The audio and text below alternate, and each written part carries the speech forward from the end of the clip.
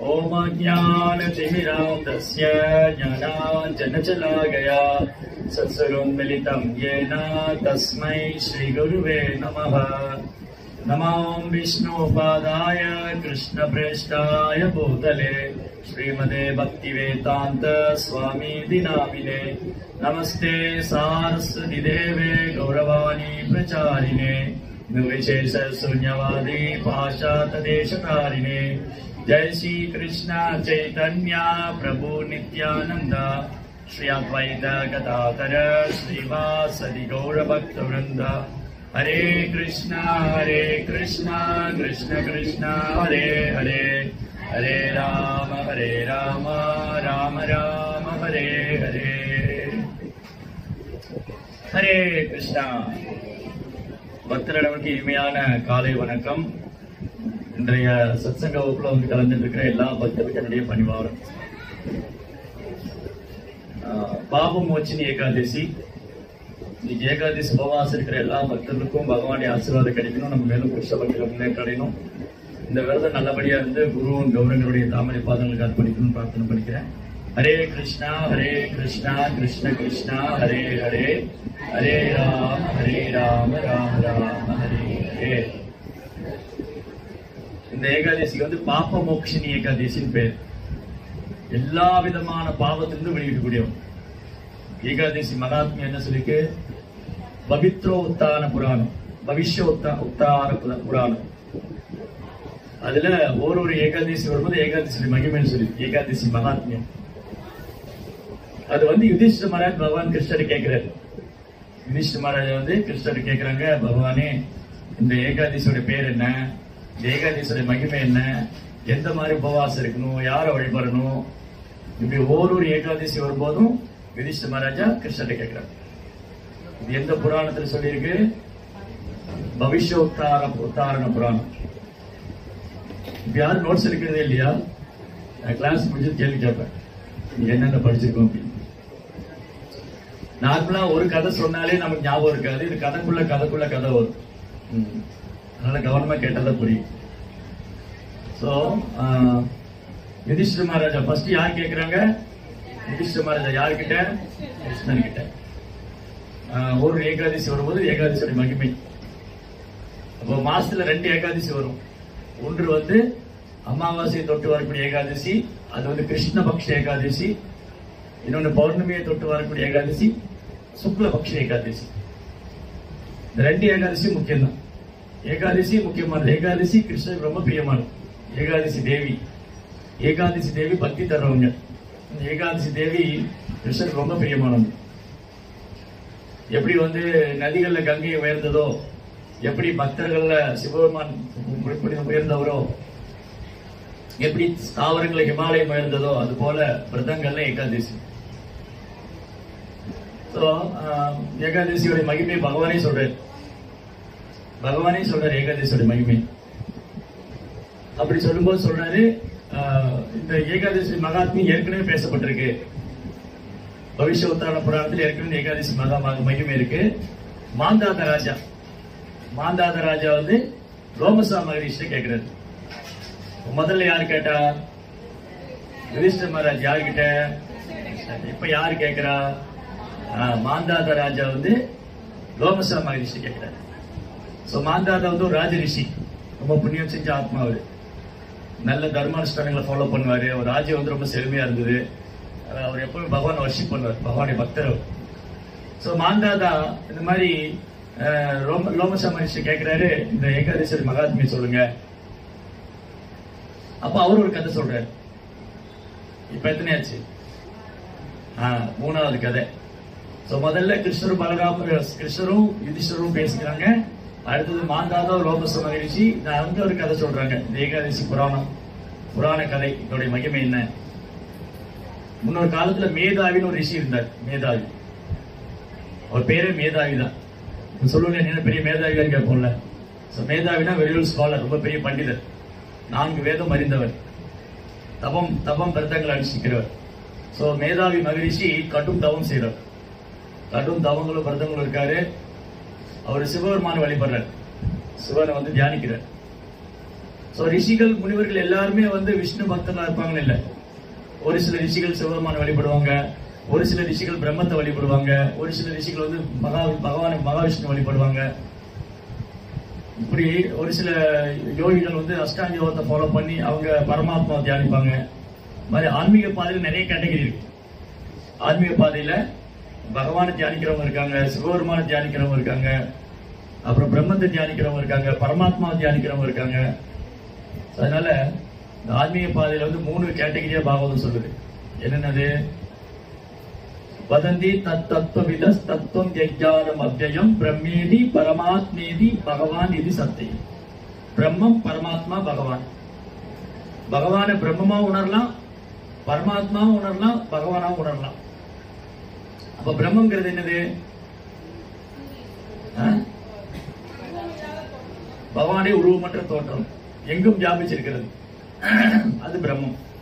பிரம்மம்னா நித்தியமானது. பிரம்மம் என்றால் நித்தியமானது, மாற்றம் இல்லாது, அழிவற்றது. சோ பகவான் பிரம்மஸ்வரூபம் எங்க இருக்காரு? எல்லா பக்கம் இருக்காரு. அவர் இல்லாத இடமே இல்லை. எல்லாமே அவருக்கு சர்வம் கலோ இதம் பிரம்மம். எல்லாம் பிரம்மத்திலும் தொடங்குது, எல்லாம் பிரம்மத்துக்குள்ள முடியுது. அந்த பிரம்மம் நித்தியமானது. சோ இப்படி ஞானிகள்லாம் பகவானை பிரம்மஸ்வரூபமா, அதாவது இறைவன் உருவமற்றவர், அவர் ஜோதி வடிவானவர். அப்ப இந்த பிரம்மம் எங்கிருந்து வந்தது? பகவானை உணர்ந்து தேஜஸ், பிரம்ம ஜோதி. பிரம்மனோகி பிரதிஷ்டாகம். பகவான் சொல்றார் பகவத்கீதையில, பிரம்மத்துக்கு ஆதாரம் நானே, பிரம்மத்துக்கு ஆதாரம் நானேன்னு சொல்றேன்.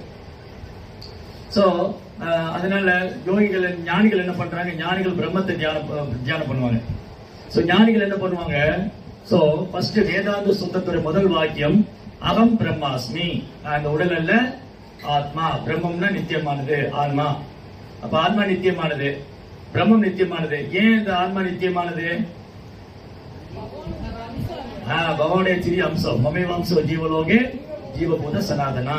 உயிர்வாளிகளாகி நாம கிருஷ்ணனுடைய சிறிய அம்சம், பகவானுடைய சிறிய அம்சம். பகவான் நித்தியமானவன், நானும் நித்தியமானவன். பகவான் ஆன்மீகமானவன், நானும் ஆன்மீகமானவன். அதனால பகவான் பிரம்மம், நானும் பிரம்மம். ஆனா ரெண்டும் ஒரே பிரம்மம் இல்ல. அந்த பிரம்மத்துக்கு இந்த பிரம்மம் என்ன வித்தியாசம்? நம்ம குட்டி பிரம்மம், அவரு பரபிரம்மம். பரம் பிரம்ம பரம் தாம பவித்ரம் பரமம் பவா. கிருஷ்ணா வந்து பரபிரம்மம், சுப்ரீம் பிரம்மம். we are all small பிரம்மம். நம்ம குட்டி குட்டி பிரம்மம். கிருஷ்ணா வந்து பரபிரம்மம். நம்ம குட்டி குட்டி ஆத்மா. கிருஷ்ணா வந்து பரமாத்மா. அவர் உன்னதமான ஆத்மா, உயர்ந்த ஆத்மா. நம்ம சிறிய ஆத்மா, ஸ்மால் போர்ஷன், சிறிய நெருப்பு பொறி மாதிரி. சோ பிரம்மம். சோ ஞானிகள் என்ன பண்றாங்க? கடவுளை பிரம்ம ரூபத்தில் அடைய முயற்சி பண்றாங்க. அப்போ பிரம்மத்தோடு ஒன்னாயிருக்கணும் அர்த்தம் அவங்களுக்கு. அது வந்து மாயாவாதிகள், மாயாவாதி அருவாதி நினைக்கிறாங்க பிரம்மத்தோடு ஒன்னாயிரணும். இது ஒரு கேட்டகரி. இப்படி கூட பகவானை உணரலாம். ஆனா இந்த பாதை வந்து கிருஷ்ணர் கடினமானதுங்கிறார். கிளேசோ அதிகர தேசம் அவ்யக்தா சப்த சேதசாம் அவ்யக்தாதி கதின் துக்கம். இந்த பிரம்மத்தை உணர்ற நிலை வந்து ரொம்ப கடினமானது. அதே சமயம் இறைவனோடு இரண்டரை கலப்பது பகவான் ஒத்துக்கல. எங்க ஒத்துக்கல? பகவான் வந்து ஜீவனும் பரமனும் ஒண்ணுங்கிறது எங்க ஒத்துக்கல? நத்வேவாகம் ஜாது நாசம் நத்மம் நேமே ஜனாதிபா நான் சைவன பவிஷ்யாம சர்வே வயமத பரம். நானோ நீயோ இங்க இருக்கிற மன்னர்களோ இல்லாமல் இருந்த காலம் ஒண்ணும் இல்ல. நம்ம யாரும் இல்லாமல் இருக்க போறதும் இல்ல. அப்ப இப்போ இருக்கிறோம், இனி எதிர்காலத்தில் இருக்க போறோம், முன்னாடி இருந்திருக்கிறோம். அப்ப இறைவனோடு ஒன்றாகிற கேள்விக்கு இடம் கிடையாது. இறைவனோடு இரண்டரை கலந்து விடணுங்கிற பேச்சுக்கு இடம் இல்லை. ஏகத்துவம் அனுபஷ்யதே ஈஸ்வரன் சொல்லுது. ஏகத்துவம் அனுபஷ்யதனா இறைவனோடு ஒன்றாயிரலாம். எனக்கு முரண்பாடா இருக்கு. இப்பதான் சொன்னீங்க இறைவனோடு ஒன்றாயிர முடியாதுன்னு. ஆனா இறைவனோடு ஒன்றாகலாம். எப்படி? இறைவனோடு நம்ம ஒன்றாக முடியாது, ஆனா இறைவனோடு ஒன்றாகலாம். எப்படி? இல்ல, குணத்தால பகவான் இருக்கிற குணங்களை நம்ம வளர்த்துக்கலாம். குணத்தால பகவானோடு ஒன்றாயிரலாம். ஏன் தூய பக்தர்கள் வழிபடப்படுறாங்க? அவங்க குணத்தால பகவானோட ஒன்றாயிருக்காங்க. முக்குணத்துக்கு அப்பாற்பட்டவங்க. ஆச்சாரியர்கள், குருமார்கள் 3 குணத்துக்கு அப்பாற்பட்டவங்க. அதனால அவங்க குணத்தால் பகவானோட ஒன்றாயிட்டாங்க. குணத்தாலும், அதாவது பகவான் கருணை, ஆச்சாரியருக்கு கருணை. பகவான் எளிமை, ஆச்சாரிய. அப்போ பகவான் இருக்கிற என்னென்ன குணங்கள் இருக்கு அது ஆச்சாரிய தூய பக்தன் இருக்கு. அப்போ இறைவனோடு ஒன்றாய் விடுவது என்றால் குணத்தால் ஒன்றாய். பகவான் என்னென்ன கல்யாண குணம் இருக்குமோ அது ஒரு தூய பக்தன் இருக்கு. அப்ப குணத்தால் தான் ஒன்றாக முடியுமே தவிர தன்னுடைய அடையாளத்தை அழிச்சுக்கிறது இல்ல. என்னைக்குமே ஜீவாத்மாவுடைய அடையாளம் அழியாது. ஜீவாத்மா ஜீவாத்மா தான், பரமாத்மா பரமாத்மா தான், பிரம்மம் பிரம்மம் தான், பரபிரம்மம் பரபிரம்மம் தான். என்னைக்கு ஒன்னாங்கிற பேச்சுக்கு இடம் இல்லை. அப்போ இந்த ஞானிகள் என்ன நினைக்கிறாங்க, நம்ம பிரம்மத்துக்கு ஒன்னாயிருந்தோம், ஏன்னா நானும் பிரம்மம் தானே. இப்ப நான் உணரல. இப்போ நம்ம வந்து ஜட உலகத்துல இருக்கிறோம், நம்ம இந்த உடம்பு நினைச்சிட்டு இருக்கோம். சாஸ்திரம் படிச்சதே தெரியுது, நான் இந்த உடல் எல்லாம் ஆத்மா. அப்ப ஆத்மா எங்கிருந்து வந்தது? இறைவன் இருந்து வந்தது. அப்ப நானும் இறைவன் ஒண்ணுதானே. இதுதான் மாயாவாதம். மாயாவாத கொள்கை என்னதுன்னா, நான் கடவுள்கிட்ட இருந்து வந்திருக்கேன், கடவுள் உருவப்பட்டவர், அவர் அருவமானவர்.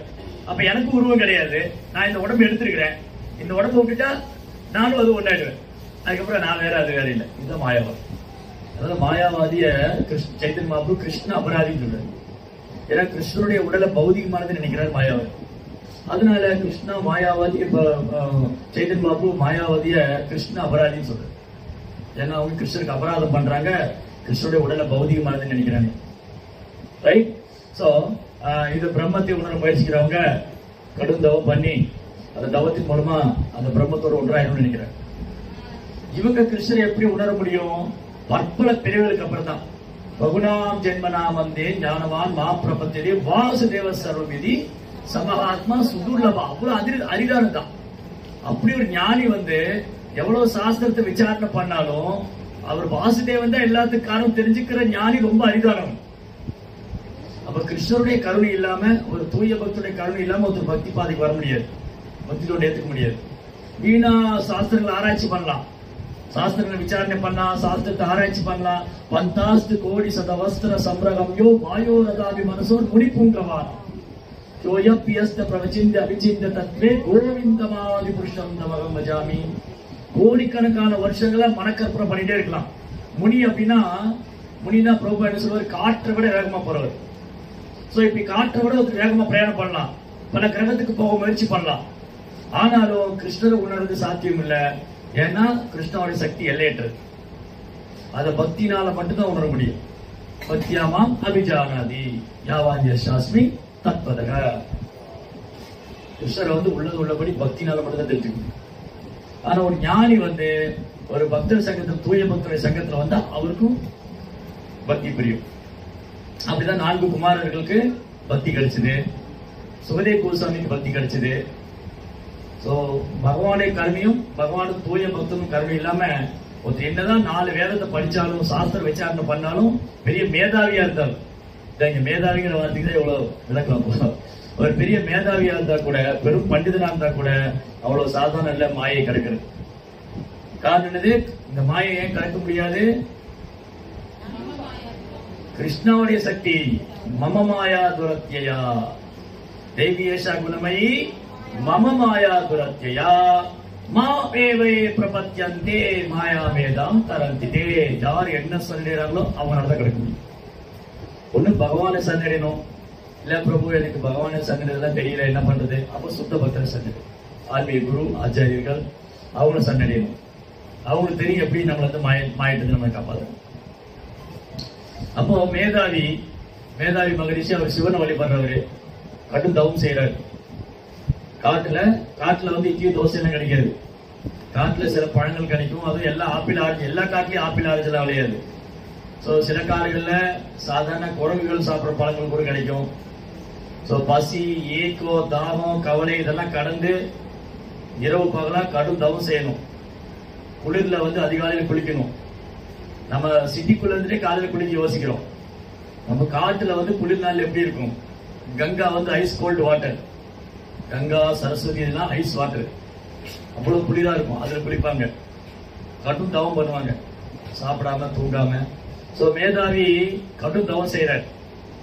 அப்ப யாரா தவம் பண்ணா இந்த பயம் வந்துடும், எங்காவது என்னோட இடத்துக்கு வந்துருவாருன்னு. சொர்க்கத்துல போனாலும் இந்த போட்டி பொறாமையெல்லாம் விட்டு போகாது. பிரம்ம புவன பவானி உலகத்துக்கு போற வரைக்கும் பிரம்ம புவனாலோகா புனராவர்த்தனோ அர்ஜுனா மாமபேத்தத்து கௌந்தேயா புனர்ஜென்மன வித்ததே. இந்த பிரம்மலோகம் வரைக்கும் போனாலும் இந்த போட்டி, பொறாமை, காமம், கோபம் எல்லாம் இருக்கு. இந்த 3 குணத்துக்கு உட்பட்டது. பகவானுடைய உலகம் 3 குணத்துக்கு அப்பாற்பட்டது. பகவான் 3 குணத்துக்கு அப்பாற்பட்டவர். பகவானுடைய உலகம் 3 குணத்துக்கு அப்பாற்பட்டது. தூய பக்தி தொண்டு 3 குணத்துக்கு அப்பாற்பட்டது. Pure devotion. தூய பக்தி தொண்டு முக்குணத்துக்கு அப்பாற்பட்டது. இப்ப நம்ம பண்ற பக்தி எல்லாம் கலப்படம் இருக்கு, 3 குணத்தோட தாக்கம் இருக்கு இல்லையா? ஆனா மாமியோச்சோ அபியபிச்சாரேன பக்தி யோகேன சேவையே சகுணான் சமதீதை தான் பிரம்ம பூயாய கல்வி. எந்த ஒரு உள்நோக்கம் இல்லாம எந்த ஒரு எதிர்பார்ப்பும் இல்லாம களங்கம் இல்லாத பக்தி செய்யும் போது நம்ம முக்குணத்தை கலப்போம்னு சொல்ற பகவத்கீதையில. நம்முடைய சேவையில நம்ம பக்தியில எந்த உள்நோக்கம் இருக்கக்கூடாது, எந்த எதிர்பார்ப்பு இருக்கக்கூடாது. வெறுமனே குருவி கிருஷ்ணனை சந்தோஷப்படுறதுக்காக மட்டும்தான் இருக்கும். சோ மேதாவி கடும் தவம் பண்றாரு. சோ காமதேவனுக்கு அனங்கன்னு பேர். அனங்கா, அங்கம்னா உடல், அனங்கானா உடம்பு இல்லாம இருக்க. காமதேவன் இங்க இருக்காரா? இருக்காரு, நம்ம கண்ணுக்கு தெரிய மாட்டார். அவர் வேலை என்ன? புஷ்பபானம் போட்டுக்கிட்டே இருப்பார். ஒரு ஆண் பொண்ணை பார்ப்பாங்க, பொண்ணு ஆணை பார்ப்பாங்க, இமீடியட்டா அட்ராக்ஷன். இது யாரோட வேலை? காமதேவன். சோ காமதேவன் என்ன பண்ணுவாரு? அம்புகளை போட்டுக்கிட்டே இருப்பாரு. அது மாதிரி மேதாவி தவம் செய்யும் போது இந்த காமதேவன் ஆக்சுவலி காமதேவனும் சிவபெருமானுக்கும் கொஞ்சம் மிஸ் அண்டர்ஸ்டாண்டிங் இல்ல. அது மிஸ் அண்டர்ஸ்டாண்டிங் சொல்றத விட காமதேவன் சிவபெருமானையே டிஸ்டர்ப் பண்ண முயற்சி பண்ணாரு. ஏன்னா அவர் அம்பு போறது எக்ஸ்பர்ட். அவர் என்ன பண்ணாரு? சிவபெருமான வீழ்த்திலாம் நினைச்சாரு. சிவபெருமான் யாரு? தீரா. புறப்பா வந்து சிவபெருமான தீரான்னு சொல்றாரு. தீரான்னா அவர் யாராலும் வீழ்த்த முடியாது. தீரத்தத்துவ நமகியதி தீரா. உண்மையான தீரம் வந்து சிவபெருமான் தான், அவர் யாராலும் வீழ்த்த முடியாது. காமதேவன் என்ன பண்றாரு? சிவபெருமான வந்து டெம்ப்டேட் பண்றாரு, சிவபெருமான உணர்ச்சியை தூண்ட பாக்குறாரு. சிவபெருமான் என்ன பண்ணாரு? நெற்றி கண்ணை திறந்தாரு, காமன் எரிஞ்சு பசுமாயிட்டாரு. அவ்வளவுதான். அதனாலதான் காமனுக்கு உடல் இல்ல, ஆனா எல்லா பக்கம் இருக்காரு. காமதேவன் எல்லா பக்கம் இருக்காரு, ஸ்கூலு, காலேஜ், கோயில் எல்லா பக்கம் இருப்பாரு. அவர் இல்லாத இடமே இல்ல. இந்த உலகமே அதுலதான் இருக்கு, காமதேவனுடைய பிடியில தான் இருக்கு. இந்த உலகமே எதிர் பிடியில இருக்கு, காமதேவன் பிடியில. நவமாயா, கிருஷ்ணனுடைய மாயா சக்தி. சோ காமதேவன் என்ன பண்றாரு? வேதாவி அட்ராக்ட் பண்றாரு. ஓ, இவர் வந்து சிவபெருமான தவம் பண்றாரா, இவர் நான் வந்து வீழ்த்துறேன். சிவபெருமான வீழ்த்த போனேன், அதே மாதிரி நான் இவரை வீழ்த்த போறேன். சோ என்ன பண்ணா, மஞ்சு கோஸ்ட் ஒரு டெமிகாட், ஒரு அப்சரா மஞ்சு கோஸ்ட். இந்த மஞ்சு கோஸ்ட் என்ன பண்ணா, இந்த தேவதைகள் என்ன பண்ணுவாங்கன்னா, இந்த மாதிரி முனிவர்கள் டிஸ்டர்ப் பண்ணுவாங்க. முனிவர்கள் தவம் செய்யும் போது அவங்க தவத்தை டிஸ்டர்ப் பண்ணி அவங்களை வீழ்த்திடுவாங்க. இவரு பல ஆயிரம் வருஷம் தவம் பண்ற மேதாவி.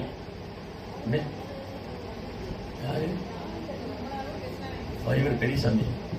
சோ மேதாவி வந்து பல வருஷமா தவம் பண்ணிட்டு இருக்காரு. இந்த மஞ்சு கோஷ் என்ன பண்ணா, மேதாவியோட ஆசிரமம் பக்கத்துல ஒரு வீடு ஒரு ஆசிரமம் போட்டுட்டு அங்க டான்ஸ் ஆடுறது என்ன, பாட்டு பாடுறது என்ன, எப்படியாவது மேதாவியோட அட்ராக்ஷன் ஈர்த்தரணும், மேதாவிய கவர்த்தணும்னு ரொம்ப எஃபர்ட் போட்டான். சோ என்ன பண்ணாரு?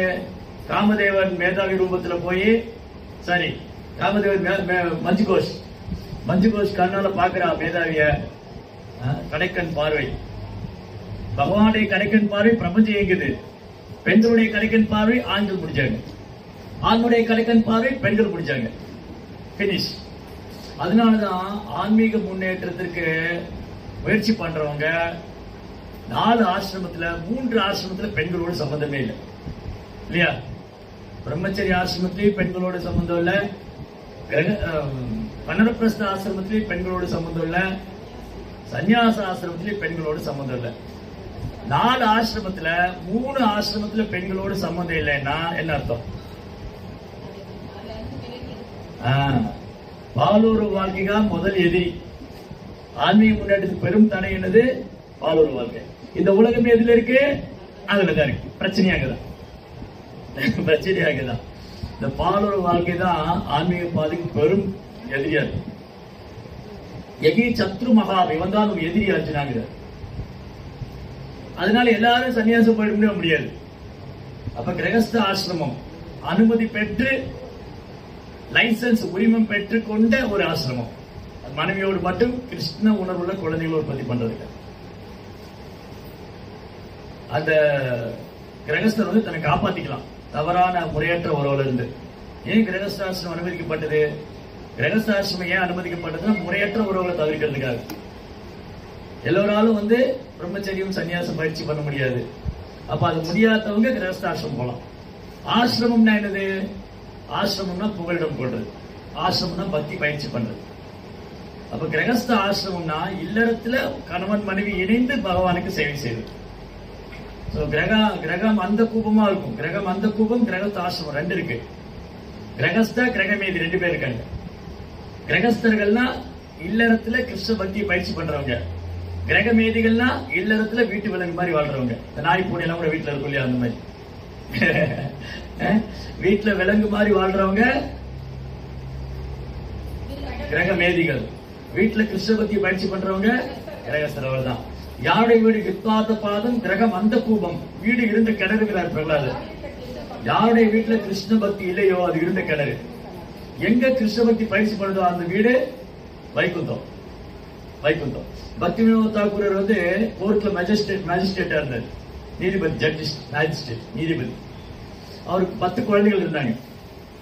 அவர் வீட்டுக்கு திரும்ப வரும்போது மனைவி பகவானுக்காக போகா தயார் பண்றா. ஒரு பையன் மிருதங்க வாசிக்கிறான், ஒரு பையன் கர்த்தால் வாசிக்கிறான், ஒருத்தர் கீர்த்தனம் பண்றான், ஒருத்தர் ஆரத்தி பண்ணிட்டு இருக்கான். இது வீடுல வைகுந்தம். ஏன்னா என்ன நடக்குது? எல்லாருமே கிருஷ்ண பக்தி பயிற்சி பண்றாங்க. அதனால இந்த ஆசிரமம், வர்ண ஆசிரமத்தோட நோக்கமே என்னது? வர்ணாசிரமத்தோட நோக்கம் என்னது? பகவானை திருப்திப்படுத்துறது தான். அத பும்பே திஜஸ்ரேஷ்டா வர்ணாசிரம விபாகஸ்ய சான்சிதஸ்ய தர்மஸ்ய சம்சித்தி ஹரிதோஷனம். பகவானை திருப்திப்படுத்துறது. வர்ணாசிரம தர்ம ஆச்சாரிய புருஷேர பரப்புவான் விஷ்ணு ஆராதனே பண்ண தோஷ காரணம். வர்ணாசிரம நோக்கம் விஷ்ணு ஆராதிக்கிறது தான். அதனால இந்த பாலுறவு வாழ்க்கை தான் இந்த ஜட உலகத்துல நம்ம கட்டுண்ட வாழ்க்கையில முக்கிய காரணமே பாலுறவு வாழ்க்கை தான்.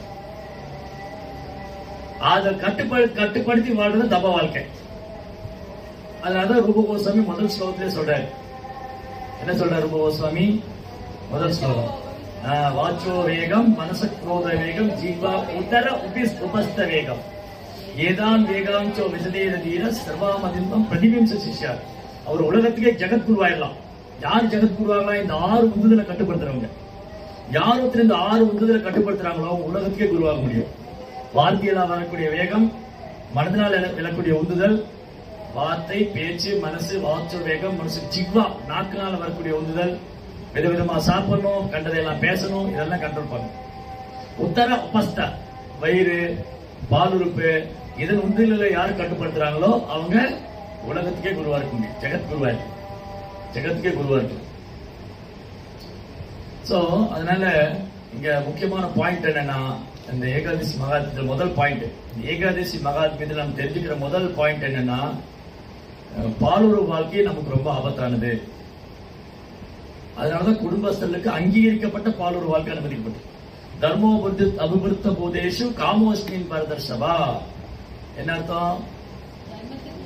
தர்மத்துக்கு உட்பட்ட காமம் நானே சொல்றாரு கிருஷ்ணன்.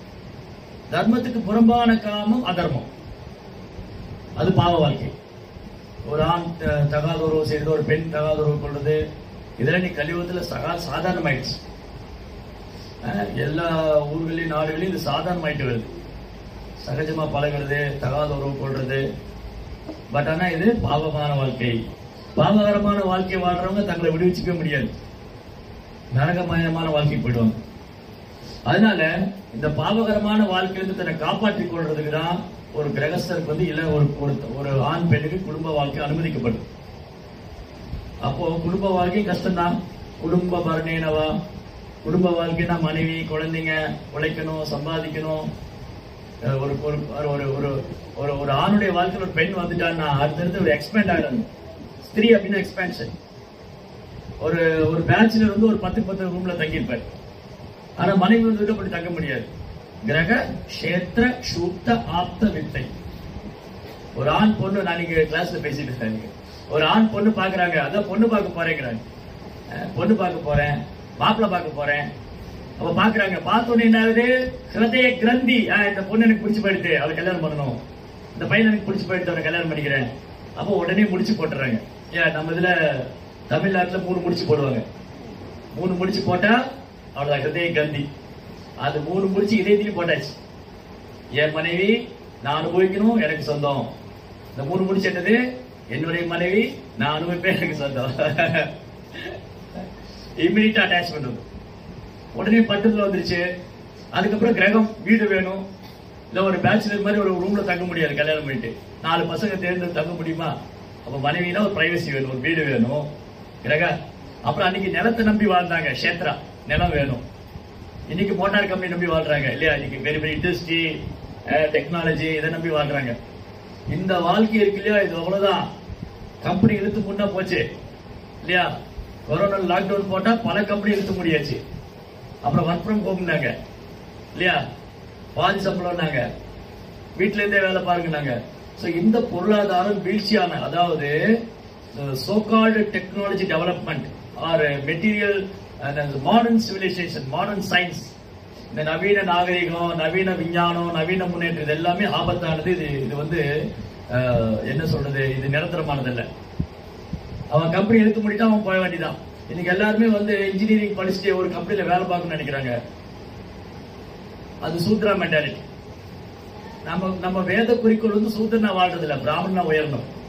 வேத குறிக்கோள் வந்து எல்லாரையும் பிராமணன் ஆக்கணும். வேத கல்வி என்னது? வேத கல்வி எல்லாரையும் பிராமணன் ஆக்கும்.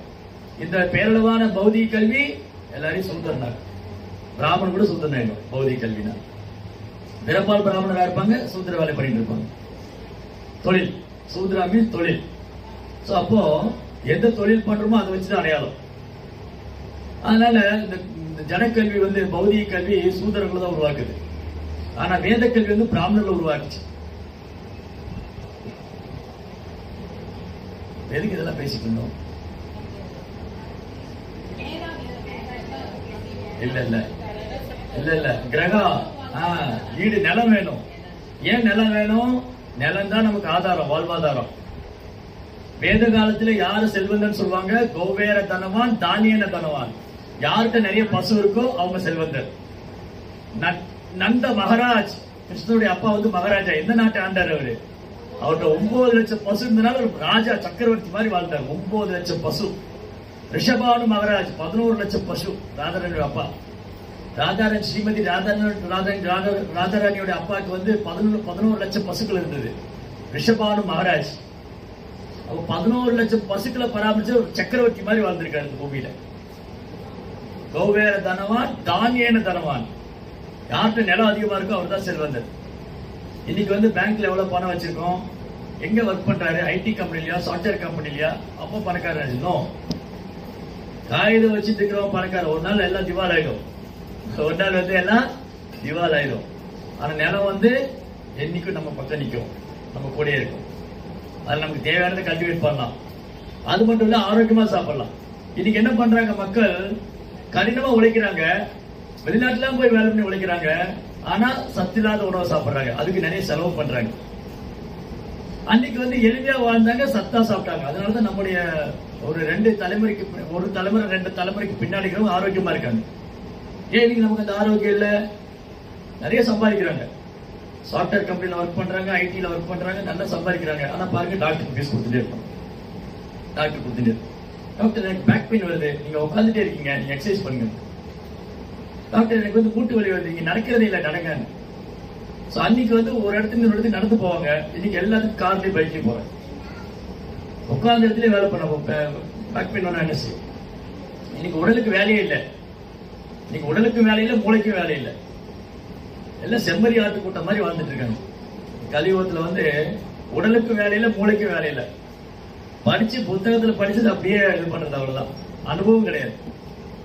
அப்ப மூளைக்கு வேலை என்னது? நான் யாரு? கடவுள் யாரு? நான் ஏங்க துன்பப்படுறேன்? மரணம்னா என்ன? மறுபிறவி இருக்கா?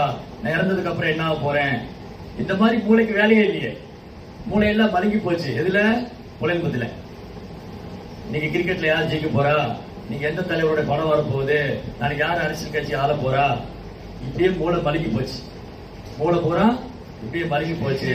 புலன்கள்லாம் புலன்பத்துல ஊறி போச்சு. அப்புறம் எங்க கிருஷ்ணரை பத்தி நினைக்கிற நேரம் எங்க இதெல்லாம்? இதனாலதான் இன்னைக்கு கலியுகத்துல மக்கள் ரொம்ப துன்பத்துல இருக்காங்க. இது துன்பம்னு தெரிஞ்சுக்காம இருக்காங்க பாத்தீங்களா? அதான் மாயை, அதான் அறியாமை. நான் துன்பப்படுறேன்னு தெரிஞ்சுக்காம இருக்கா பாத்தீங்களா? அதான் மாயை, அறியாமை. சோ அதனாலதான் இந்த பாலுறவு வாழ்க்கை வந்து ரொம்ப கண்டிக்கத்தக்கது. ஏன்னா இந்த பாலுறவு வாழ்க்கை தான் நமக்கு அடுத்தடுத்து பிறவி காரணம் அமையுது. நான் அனுபவிக்கணுங்கிற எண்ணம். சோ கிரகம் வீடு வந்துடும், ஒருத்தர் கல்யாணம் பண்ணாரு, வீடு வந்துருச்சு, குடும்பம், மனைவி, குழந்தைங்க. அதுக்கப்புறம் என்னது?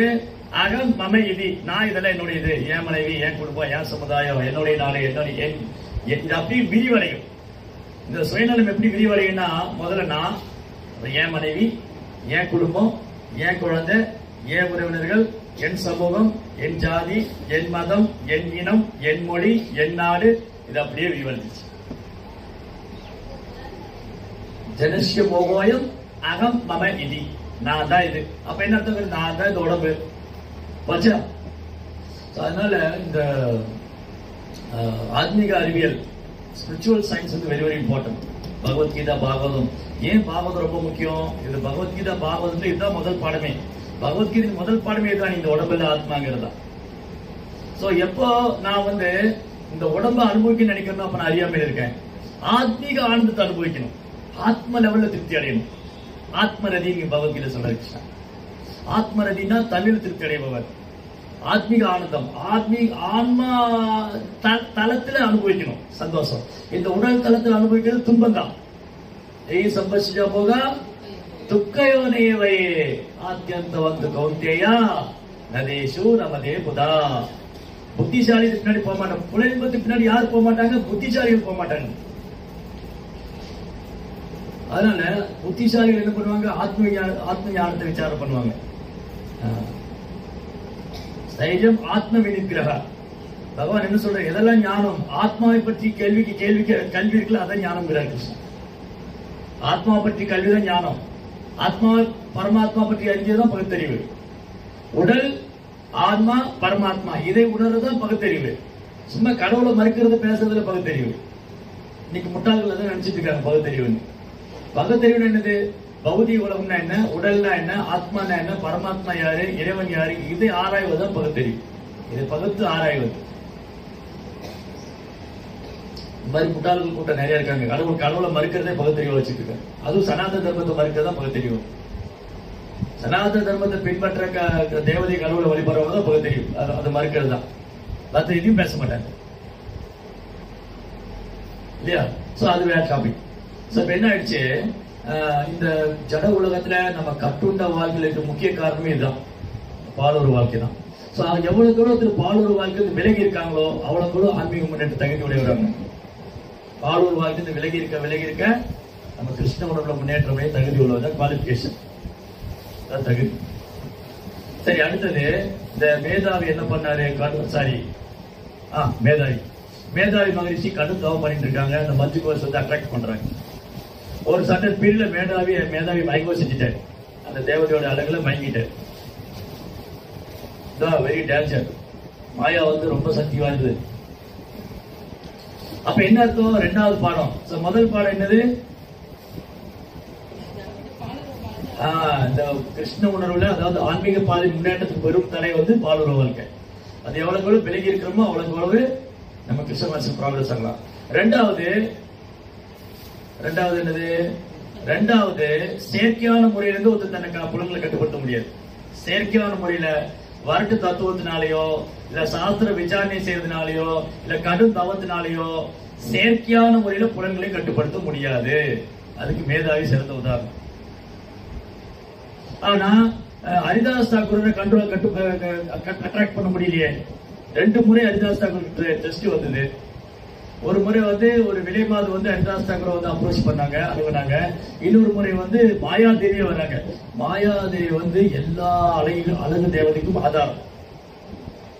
எல்லா அப்சரஸ், ரம்பா, ஊர்வசி, மேனகா, திலோத்தமா, புஞ்சகஸ்தலா, எல்லா அப்சரஸும் மாயை கிட்ட போய் அழகுக்கு கடன் வாங்கணும். எல்லா தேவதைக்கும் அழகுக்கு ஆதாரம் மாயாதேவி. அந்த மாயாதேவி பர்சனலா வந்திருக்காங்க நேரடி ஹரிதாஸ் தாக்கூர் அட்ராக்ட் பண்றதுக்காக. ஆனா முடியல.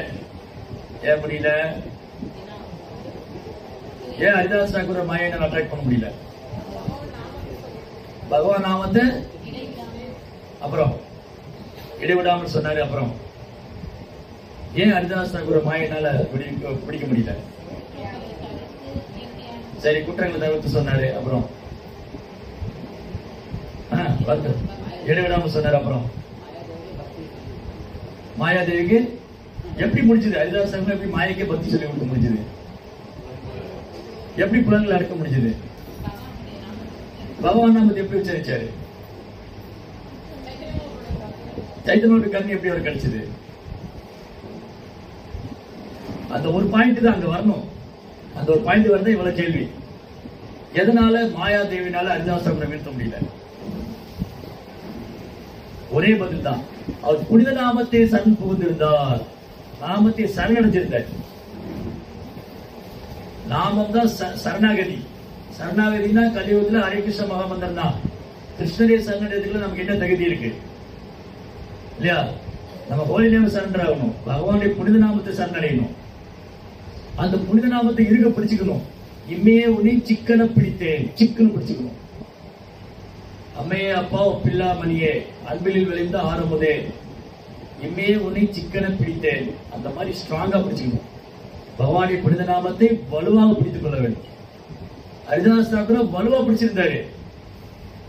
நம்ம கிட்ட வலு இல்ல, பிடிச்சிருக்கோம் ஆனா வலுவா பிடிக்கல. அதனால நம்ம விலக்கு வாய்ப்பு இருக்கு. ஹரிதாஸ் தாக்கூர் விலக்கு வாய்ப்பே இல்லை. அதனாலதான் ஹரிதாஸ் தாக்கூர் அவர் மட்டும் விலவும் இல்ல, மாயாதேவி டிவோட்டி ஆக்கினார். பவர் எங்கிருந்து வந்து ஹரிதாஸ் தாக்கூர் யாரு கொடுத்தா அந்த பவர்? மாயாதேவி கிருஷ்ணாவுடைய சக்தி. கிருஷ்ணாவுடைய சக்திக்கே தீட்சை கொடுக்கிற சக்தி எங்கிருந்து வந்தவருக்கு? பகவானுடைய நாமத்தில் இருந்து.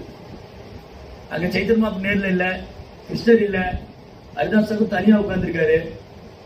ஹரிதாஸ் தாக்கூர் தனியா தான் இருந்தாரு குடிசையில. முன்னாடி துளசி தேவி மட்டும் இருந்தாங்க, நாம ஜபிச்சிருந்தாரு. அவர் முன்னாடி கிருஷ்ணரும் இல்ல, சைத்தன்ய மகாபிரபு இல்ல. எப்படி ஹரிதாஸ் தாக்கூர் மாய்க்கு தீட்சை கொடுக்க முடிஞ்சது? அவர் இந்த கிருஷ்ணரையும் சைத்தன்ய மகாபிரபு நாமத்துல பார்த்துட்டு இருந்தார். நாம் நாம் ஹாரி பகுதானிஜ சர்வ சக்தி. பகவானுடைய முழு சக்தியும் நாமத்தில் இருக்கு. சாண்டிங் பண்ணும்போது நினைக்கணும், இந்த நாமம் வந்து சாதாரணம் இல்ல. ஹரே கிருஷ்ண கிருஷ்ண கிருஷ்ண ஹரே ஹரே, ஹரே ராம ராம ராம ஹரே ஹரே. முழு சக்தியை ஒரு நாமத்தில் வச்சிருக்காரு. நாம் நாம் ஹாரி பகுதானிஜ சர்வ சக்தி. சைத்தன்ய மகாபிரபு நமக்கு தான் சொல்றாரு. அவரு சைத்தன்ய மகாபிரபு முழுமுதற் கடவுள். அவர் பகவானே பக்தர் ரூபத்துல வந்து பிரேமத்தை அனுபவிக்கிறாரு. ஆனா நம்மளை பத்தி என்ன சொல்றாரு? அவர் நம்ம தன்னை வந்து தாழ்த்தி கொண்டு பிரார்த்தனை பண்றாரு. நாம் நாம் அஹாரி பகவான் நிஜ சர்வ சக்தி தத்ரார்புத நியமித ஸ்மரணேன காலகா. ஓ எம்பெருமானே கிருஷ்ணா, உங்க நாமத்துல உங்க முழு சக்தி வச்சிருக்கீங்க. அதை சொல்றதுக்கு இடம் நேரம் காலம்லாம் தேவையில்லை. ஆனாலும் பாருங்க, நான் துர்பாக்கியசாலியா இருக்கேன். நூறு தெய்வம் எது மிகாஜனி 400 எனக்கு அது இன்னும் சுவை வரலையே. நான் துர்பாக்கியசாலியா இருக்கேன். இந்த மூட்டில் நம்ம பிரார்த்தனை பண்ணணும்.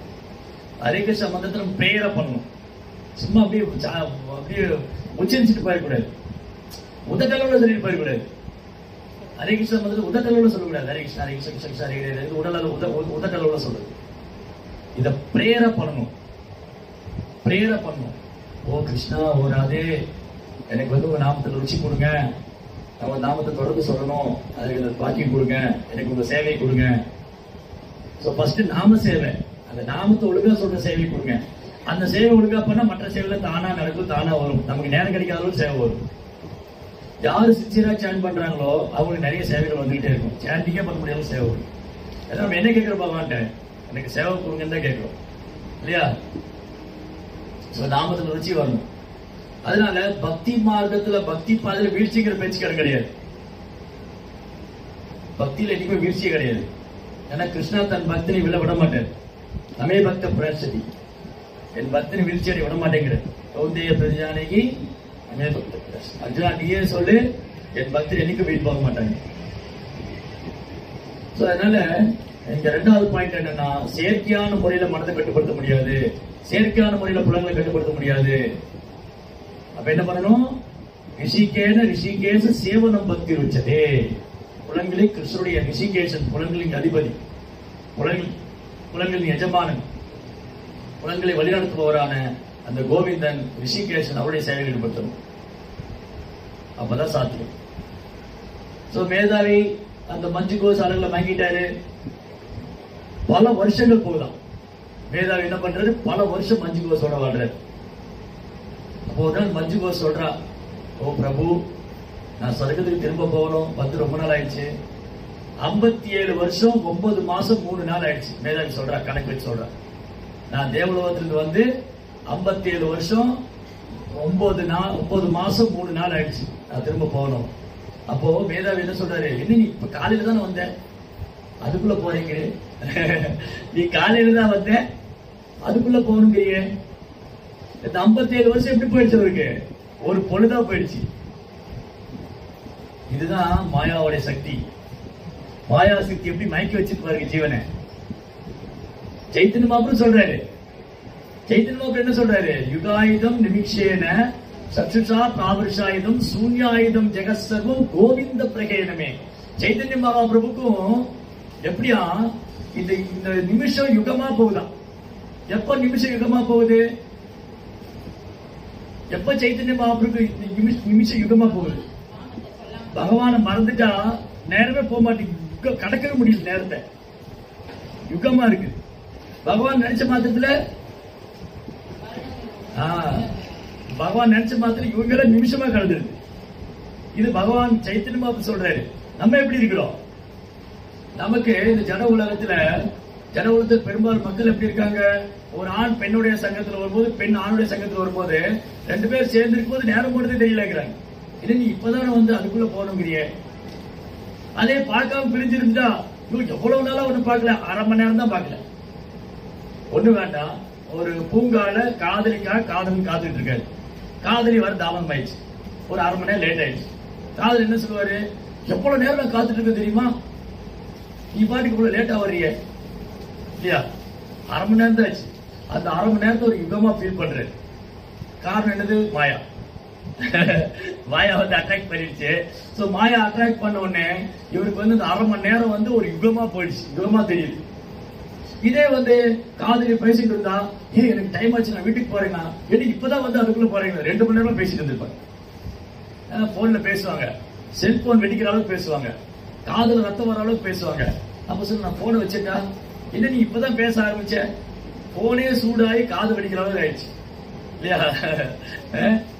சோ இப்படி இந்த ஜட உலகத்துல மாயா எவ்வளவு ஸ்ட்ராங்கா இருக்கு பாருங்க. இந்த ஜட உலகத்துல மாயா வந்து ரொம்ப சக்தி வாய்ந்தது.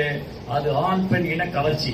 இந்த ஆண் பெண் இன கவர்ச்சி மனுஷன் மட்டும் அல்ல, மனித வர்க்கத்துல மட்டும் அல்ல. ஆண் கழுதையை பார்த்தா பெண் கழுதைக்கு கவர்ச்சி, பெண் பண்டிகை பார்த்தா ஆண் பெண்ணுக்கு கவர்ச்சி இல்லையா, எல்லா இடத்திலும் இருக்கு. இந்த கவர்ச்சி தான் இந்த கட்டுண்ட வாழ்க்கையில் வச்சுட்டு இருக்கு. சோ இந்த கவர்ச்சி வந்து நான் விடுபண்ண என்ன பண்ணணும், கிருஷ்ணா மேல கவர்ச்சி வரணும், கிருஷ்ணா மேல கவர்ச்சி வரணும். கிருஷ்ணா மேல கவர்ச்சி வரணும் என்ன பண்ணணும், கிருஷ்ணரை பத்தி நிறைய கேட்கணும், கிருஷ்ணரை பத்தி நிறைய பாடணும், கிருஷ்ணனுடைய நாமத்தை ஜபிக்கணும். அப்பதான் கிருஷ்ணன் மேல கவர்ச்சி வரும். கிருஷ்ணன் மேல கவர்ச்சி வர்ற மாதிரி நம்ம நடந்துக்கணும், நம்ம மனதை ஈடுபடுத்தணும். இல்லாட்டி இந்த பௌதிக கவர்ச்சி இருந்து வெளியில வரவே முடியாது, பௌதிக கவர்ச்சி இருந்து வெளியில வரவே முடியாது, ரொம்ப கஷ்டம். துரத்தியா அவமாயா துரத்தியா வெல்ல முடியாதுங்கிறாரு, கஷ்டங்கிறாரு கிருஷ்ணா. ஏன்னா கிருஷ்ணாவுடைய சக்தி. மாயா சக்தி யாருடைய கண்ட்ரோல்ல ஒர்க் பண்ணுது, கிருஷ்ணாவுடைய கண்ட்ரோல், கிருஷ்ணன் ஒர்க் பண்றாரு. மாயா வந்து கிருஷ்ணாவுடைய மேற்பார்வை இயங்குது. அதனால அது ஜெயிக்கிறது ஒரு ஈஸி இல்ல. சோ மேதாவி சொல்றாரு, என்ன நீ இப்போதானே வந்து அதுக்குள்ள போகணுங்கிறிய. அப்புறம் சரி கொஞ்ச நாள் தங்கினா, அதுல பல வருஷங்கள் போயிடுச்சு. அப்ப திருப்பி சொன்னான், பிரபு நான் வந்து ரொம்ப நாள் ஆயிடுச்சு நான் போகணும். என்ன நீ இப்பதான் போகணும்னு அங்க திரும்பி போகணுங்கிற.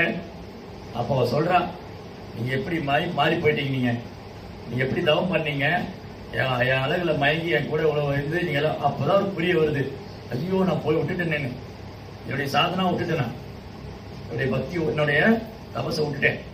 அப்புறம் கோவம் வந்துருச்சு பாருங்க, யார் மேல மிஸ்டேக். இப்ப கோவம் வந்து சபிக்கிறாரு, அந்த மஞ்சு கோசம் ஒரு பிசாசா போன. அப்ப என்ன ஆச்சு, அப்ப மேதாவிக்கு என்ன ஆச்சு, மேதாவிக்கு என்ன ஆயிடுச்சு, ஏன் மஞ்சு கோசம் சபிச்சாரு.